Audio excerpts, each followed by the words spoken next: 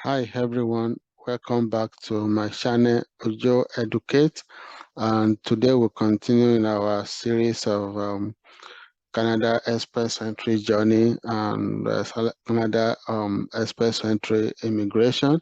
And today I will be sharing with you what I caption as landing in Canada settlement checklist. What are those things that you need to do as you prepare to arrive in Canada? So, like disclaimer, I always share this. I'm not an immigration officer. I'm not an immigration consultant. All information shared in this document or presentation is purely based on my personal experience. I always check the official website of the Government of Canada at www.canada.ca to validate any information provided in this presentation and for current uh, information and update. So the first thing you need to do before you arrive in Canada is actually to connect with settlement agency in your province. So take advantage of settlement agencies in your landing province.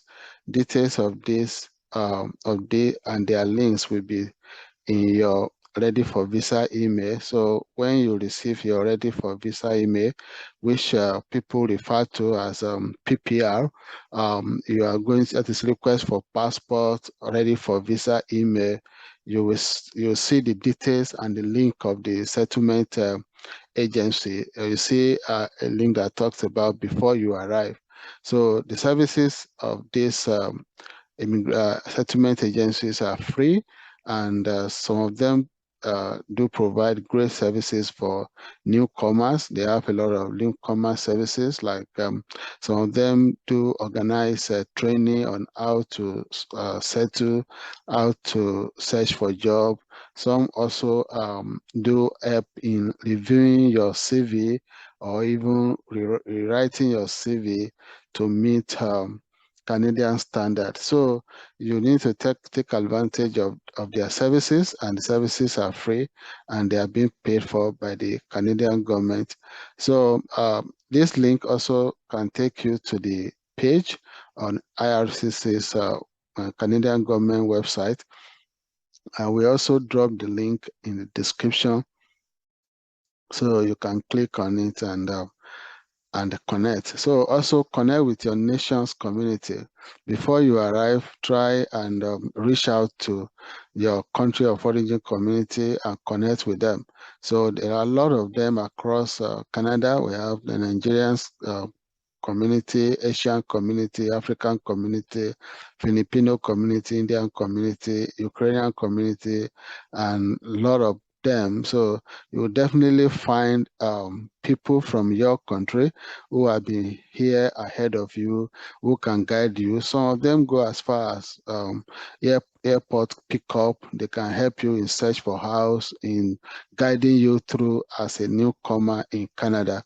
So some of them have you can search for them online. Some they have a website, and some of them they have WhatsApp group, Telegram group, Telegram group, and a Facebook page also. So you can check for all of this on the internet and just Google them, and you'll be surprised that you can easily connect with them. So try and reach out and connect with your community even before you arrive. And the second thing on this list is accommodation and house rent. You need to arrange for temporary accommodation, so you can register and search for temporary accommodation in from airbnb.ca and booking.com. So this website will be of great help for you. And you can also begin your search from Facebook Market for house. And you need to also note that in Canada, most renters usually prefer to give out their house from the first day of the month. So from the first of the month. So if you arrive, let's say you arrive on the 14th or 15th or 20th of month of say July or September or October, for instance. So you might need to stay in an Airbnb or book an accommodation through booking.com because some of the renters or landlord would prefer to start their rent from the first of the month. So you can either book for maybe like 1 week or 2 weeks and use that period to move around the city and you'll be able to get the house of your choice, because there are so many considerations also that you might need to consider, like the closest to your place of work or to your place of worship or to your children school. So you can check Facebook Marketplace or Kijiji.ca to search for house. So you can take advantage of this and search for house, and you need to book for viewing so that you view the house, you ask questions and all of that from either the renter or the landlord, whichever you are in contact with. So, but you can register temporary accommodation on this link.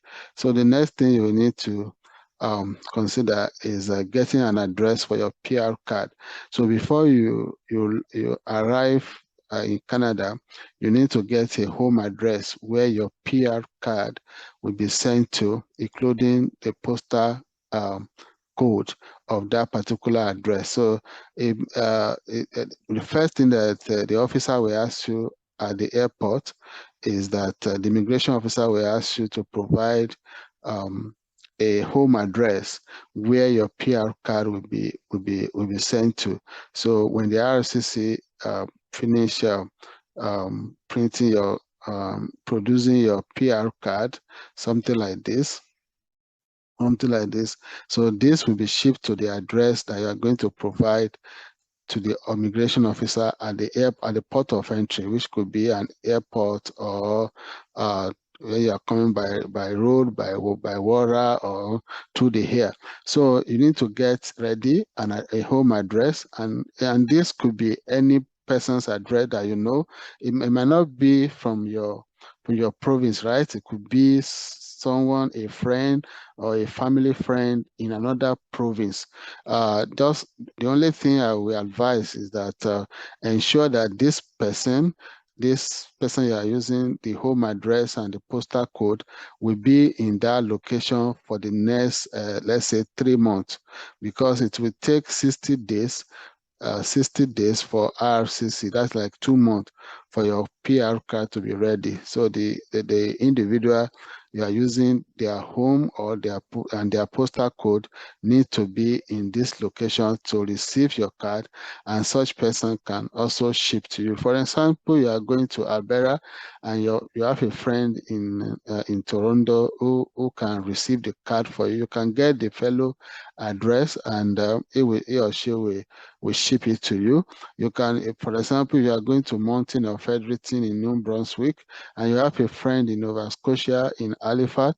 You can use such person's home address, and the person will send it to you through Canada Post as soon as the card arrives. So you need to get postal code. In Canada, postal code is very, very important. It's not only the address, so you have to get the person's home address, and this home address might also include the flat number. For example, if your friend is staying in a flat, let me just show you quickly, like the house I use as the sample pictured in this place. For example, you have a friend who stays in this kind of apartment. So you have to get the correct address. It really is I have to tell you, oh, I live in apartment 2, because when they ship the card, it has to go to your friend's mail box. So the mail box usually either in the front of each of the apartments or somewhere outside where the delivery will be done. So you have to be sure that of the house address and the apartment number, right? So the next thing you need to consider is to have a phone number. So as soon as you arrive in Canada, you need to get a phone number where you can also put this on include this on your email, update all your record for job search in all the sites where you've registered. So as a newcomer, you might want to get just a line, a temporary line that you can start using and you can migrate them later, right? So for instance, when you come into Canada, you might not be able to get any of this, the big four, I will say, you might not be able to get it right away, but you can get from the from the from this three. You can get from this three. That is you can get a charter, a Lucky Mobile, or Public Mobile. So Charter is owned by Rogers. Bell is the owner of Lucky Mobile, and Telos owns Public Mobile. So when you get any of these, you can get any of this, and the cost is just 15 bucks, and you have 100 minutes call out. So when you get this, you can easily migrate to either any of the first or the big four. So these are usually like the 5G, and these are like 4G. So you can, if you, let's say for instance, you bought Shada when you arrive Canada, so you can, because the reason is because to get any of this second level, the only thing you need is just your passport. That is your passport, your travel document, and also your cash, which is 15 bucks. So with that, you can make 100 minutes call while you wait. So, but for you to be able to migrate to either Fido or Virgin or to Bell or Telos or Rogers, you will need a SIN number and also a credit card. So while you wait to get your credit card and your SIN number, or to get a debit card or SIN number, you can buy any of these three. You can buy any of these three, and then you migrate them to any of these, either Fido, Rogers, Virgin, Kudo, or Telos at a later time. So because you, for example, when you arrive Canada on Saturday or on Friday, or you can't get your SIN on weekend, and you need to make call, you need to look for house. So the first thing is to get a temporary line, and you can migrate them later anytime that you want. So the next thing is to get a social insurance number. So social insurance number is like the primary key. It's like your identity. It's like your identity in Canada. Anywhere you go, you are going to be everyone will be asking you if you want to open bank account. It will be asked to provide the social insurance number. If you want to buy SIM card, you'll be asked to provide the social insurance number. That is SIM. So the first thing you do is to get your social insurance number to be able to do a lot of things. And the service provider is Service Canada. Service Canada is an agency of the federal government of Canada. So you will need to locate the nearest Service Canada to apply for social insurance number, and you need to go with your stamp co-PR. So before you leave the airport, ensure that, if, for example, if you yourself and you're a family of 5, for instance, that means you have 5 co-PR. Ensure that all the 5 co-PR have the stamp of the immigration officer.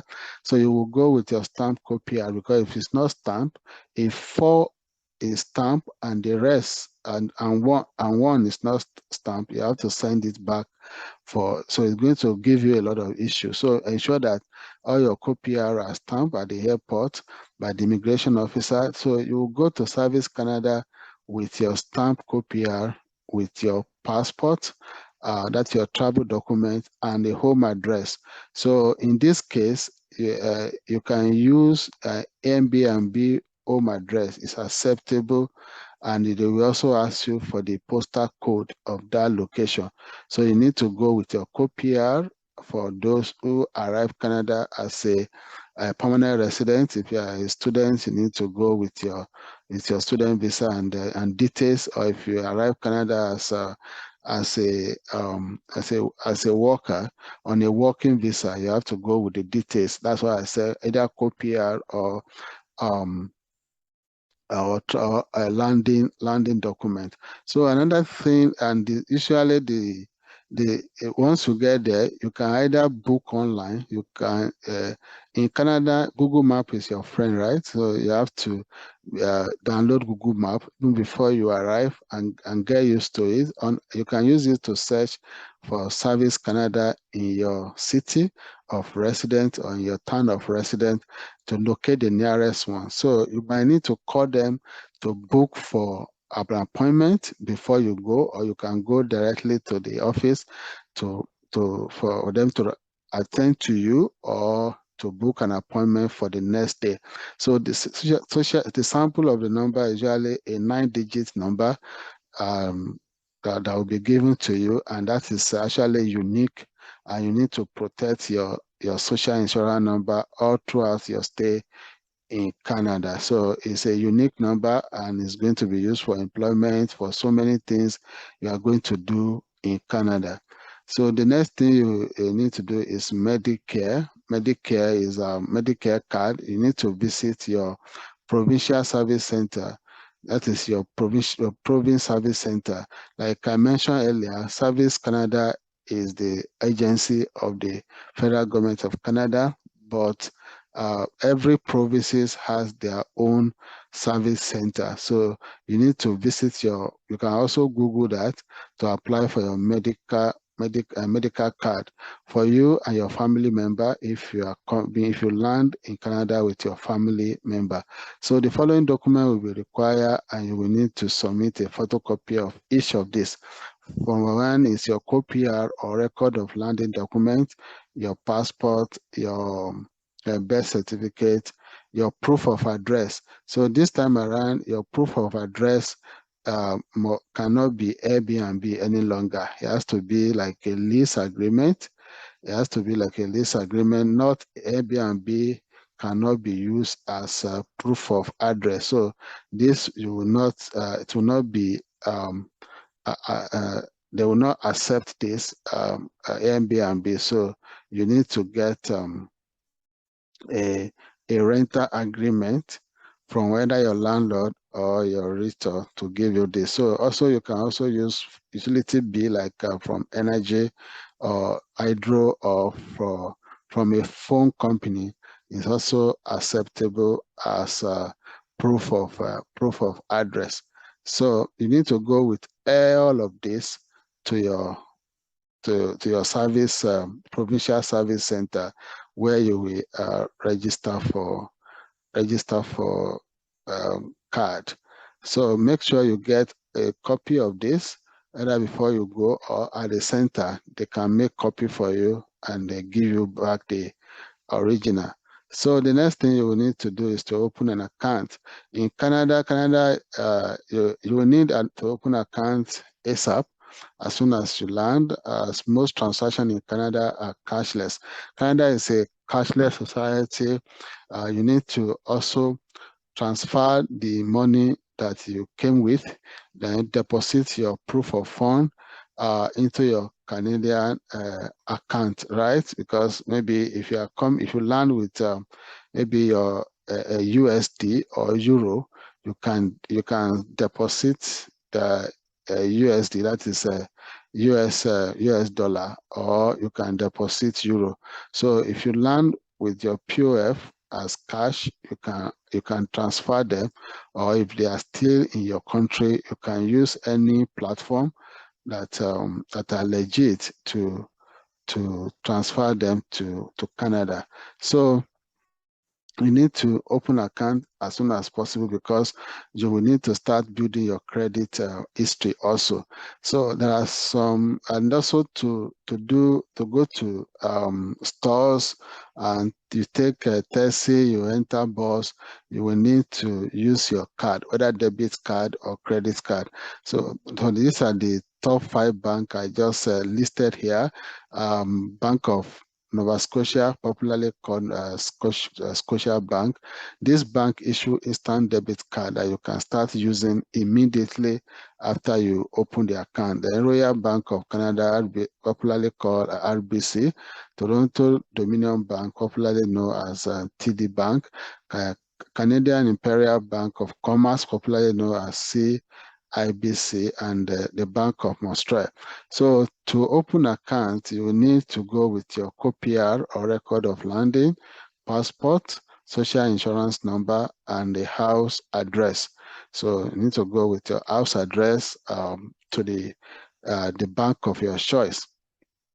So the next thing is owning a car or driver license. So if you land in Canada, most cities don't have good public transportation. So having a car might be the next priority for you, right? So you will need a driver license also. There are some country where you can exchange your country driver license to the one in Canada, and you have to do this within like 6 months of your landing.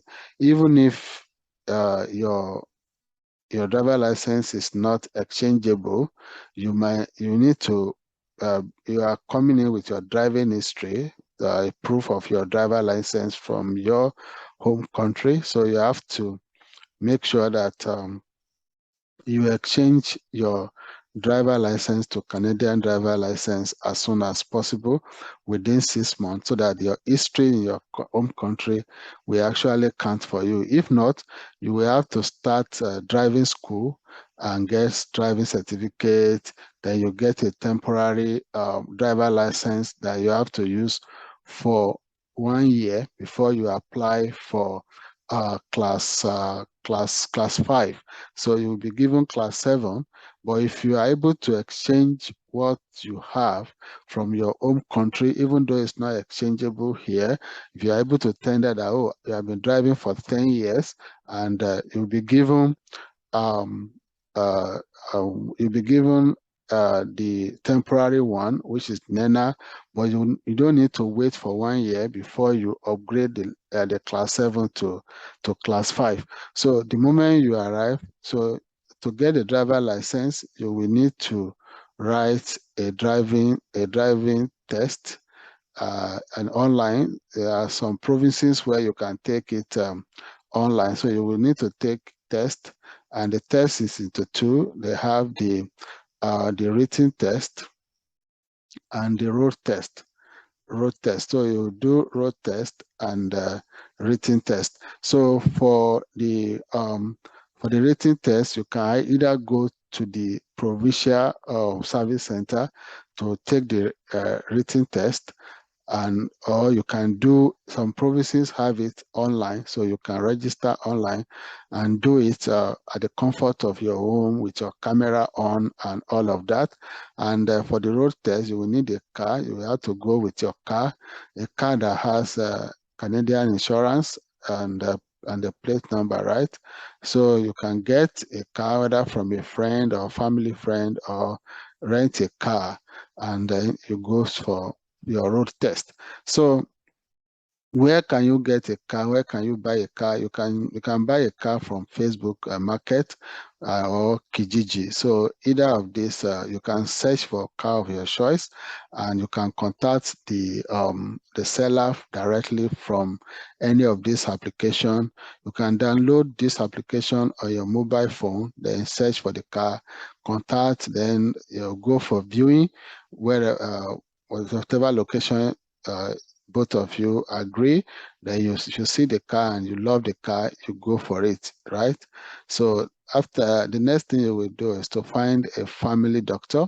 You will need to apply through your provincial service center also. So when you apply for medical, your medical is ready. You now go for you apply for a family doctor for. Then the next thing you need to do is the school registration for your children. So school in Canada is free. The primary and the high school is free. So, but your child needs to be 5 years and above to be able to register in the public school. So, if your child is less than 5 years, so you need to locate a daycare. Daycare is not free. Daycare you have to pay out of pocket. So you have to pay out of your pocket, but you can actually apply for government subsidy to reduce the amount you pay for daycare. Let's say the daycare might charge you like, let's say 200 CAD per week. So you can apply to your provincial government and ask them to give you a discount. So the government in your province can decide to give you a discount of $160 per week. Then you as parents will be paying $40 per week. So it depends. You just have to explain to the government of your province that, oh, you need assistance in registering your children in the daycare or after school. So, and you have to explain why, but you have to register the child. The child have to be in that school or in that daycare, because the money is not going to be paid to your accounts. It's going to be paid to the organization or institution that owns the daycare or that operates the after school. So school registration will be done with your provincial school district. So school is being run by the district at the district level. So you need to search whether you can Google or ask people in your community or neighborhood where you can find the district location, and you can go ahead and contact them. They're going to you're going to, in this case, so you need to come with your children immunization history, because that's one of the requirements to register your kid in school. Another requirement is their birth certificate, their immunization history, is a copy of your COPR or landing document, and you will also need a copy of their passport and birth certificate. So when you all these documents are going to you can send it by email to the district school board. Then they will schedule a day whereby they will interview your children and then place them in the nearest school close to your place, to the place where you live. So you need to contact the district school to arrange this. So I'll quickly talk about preschool, after school, and daycare. So what is preschool? In some provinces, school resumed by 9 a.m., right? So there are provinces in Canada where school resumed by 9 a.m. So in such, if you are landing in such province, you have to arrange for what is called preschool. So preschool will start by 7 a.m.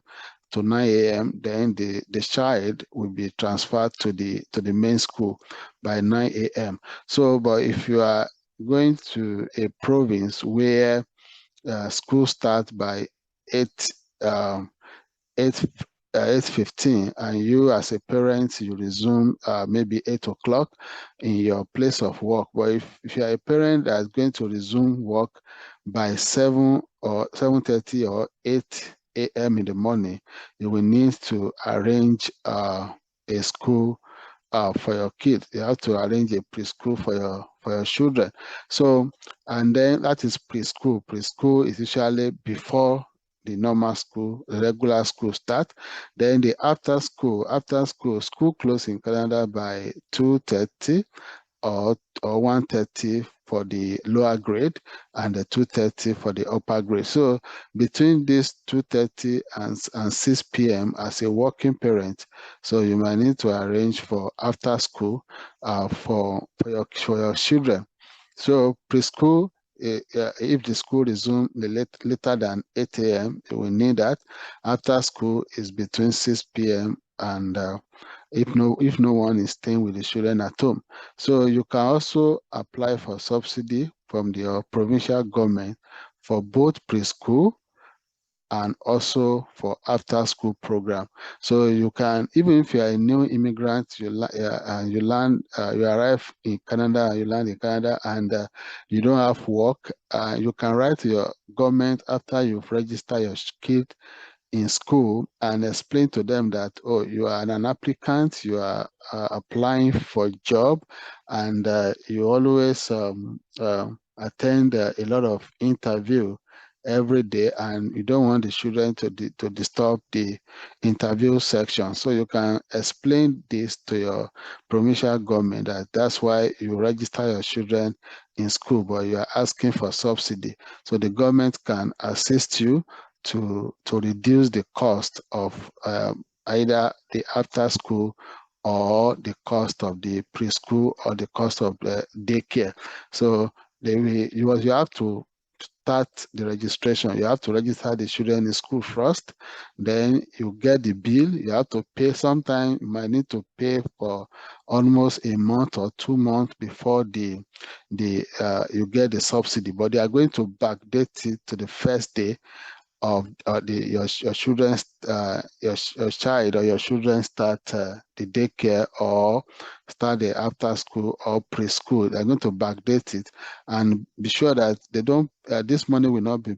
This subsidy will not come into your account. It's going to go to the institution that operates the after school or the preschool.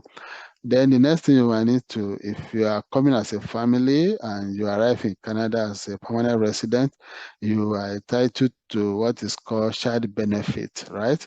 So child benefit, you can apply to Canada Revenue Agency, that is CRA. So you, as a newcomer, your application will be a paper-based application because you are new and this is the first time and you have not filed your tax yet.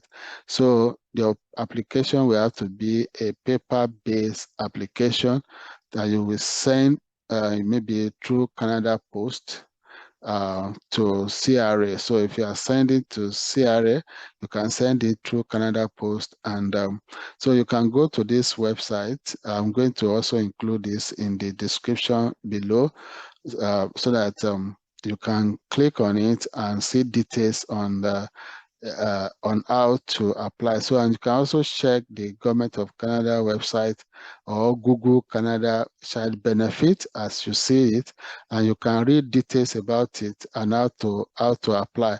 So you will provide some documents for your application, like your lease agreement, your co-PR, your children or child birth certificate. You might also include your marriage certificate. You also include the data page of their passport and every other details that will be required. So you can also Google their number and get the CRA number, and you can also reach out to them for guidance if you need guidance from them. So there are other incentives that you might be as a PR holder now. I'm talking to those who are landing as a permanent resident. So there are some other government incentives that you might be able to be able to apply for, like student loan. So there is provincial and the federal student loan. There is grant and there is school fees also. So for example, if you arrive in Canada as a PR holder and you want to go to school, whether to go for your postgraduate diploma or you want to go and get a certificate to increase your chances of getting a good job, or you want to change career. For example, you are into marketing in your home country and you want to go into HR, or you want to go into IT and you want to go to school. Government will not pay for certification exam, right? So government will only pay for school. So you want to go for masters, or you want to go for postgraduate certificate, so you can apply for student loan and through your province, and you can Google all of this through your provincial website. So the next thing is job search. So the following website will be of help to you either before you arrive in Canada. So make sure you register to on this website, like jobbank.gc.ca. Update and you can search for job on this website. So update your LinkedIn with the address or the location you are going to. For example, you are going to Toronto. Update before you arrive and start searching for job. Update your CV or your LinkedIn page with your experience, with your detail, with your certification, with every detail that you think that employer we would like to see. So you can Google how to and update your CV, your LinkedIn, which is like your online CV. So make sure you have this and update it. If you are going to Fredericton, for example, you are going to Mountain, you are going to Calgary, you are going to any location you are going to Montreal, you are going to Halifax. Make sure you update your LinkedIn to that location, and then you can continue or start your job search even before you arrive Canada. Also, you can also update your register and update your CV on Indeed Canada. This is a good place where you can start applying for job on the Indeed Canada. And sometimes, Indeed Canada, they do an online interview also. Some companies do interview directly on Indeed, and a video interview directly on Indeed. So make sure you register on Indeed Canada, upload your CV, update your record, your phone number, your email, and the employer can contact you on the Indeed Canada through your profile. Also on Monster, make sure you register on Monster to get details to get job update. So you can activate email update on for job update. You can update your record. You can subscribe for update on LinkedIn and LinkedIn jobs, so that anytime a job that is relevant to your search is posted on LinkedIn, you get an email and you can go back and apply. And also on Indeed, you can also do the same thing. Subscribe to Job Alert, and you get alert, and also on Monster. So another thing you need to do about your resume is to make sure that your resume you compress it to 2 pages. 2 pages is Canada standard. So make sure you compress all your experience, education, and everything to just 2 pages. So before you arrive, you can Google some of these things, Canada CV standard, and you can also, like I mentioned earlier, you can take advantage of some of the settlement agency to to they will assist you in writing your resume to Canadian standards. So take advantage of this. Make Google your friend. Google Map is your friend in Canada. It will help you to locate the nearest store, the nearest location where you can get anything done as soon as you arrive. So make sure you put your CV. If you need any assistance on CV, you can drop any comment in the comment section and reach out to me, and I'll provide any help I can, and I will reply you as soon as I can. So in summary, what have we been saying? In summary, the first thing you need to do, you have to search for house, whether temporary or permanent accommodation, that you need to search for job and school.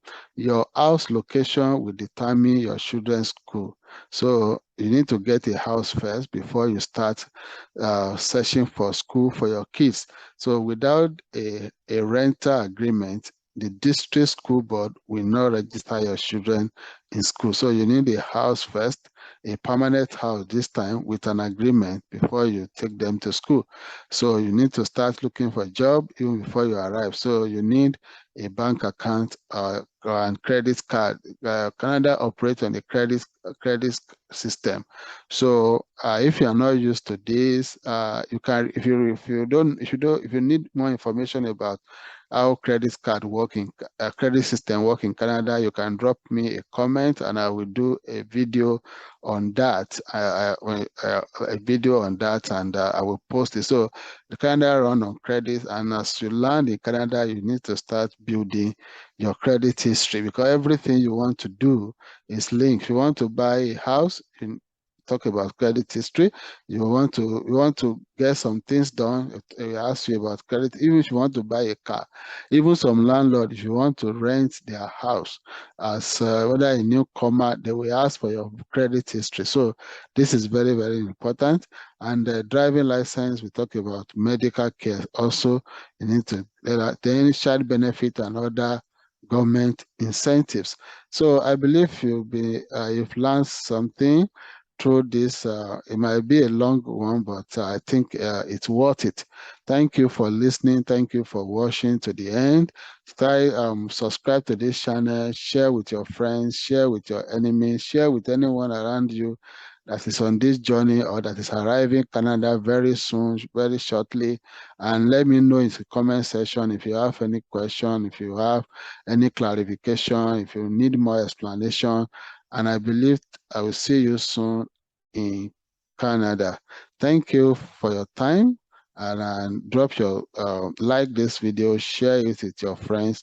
Thank you. I pray that God give you speed and favor in your journey as you arrive in Canada soon. Thank you, and bye-bye for now.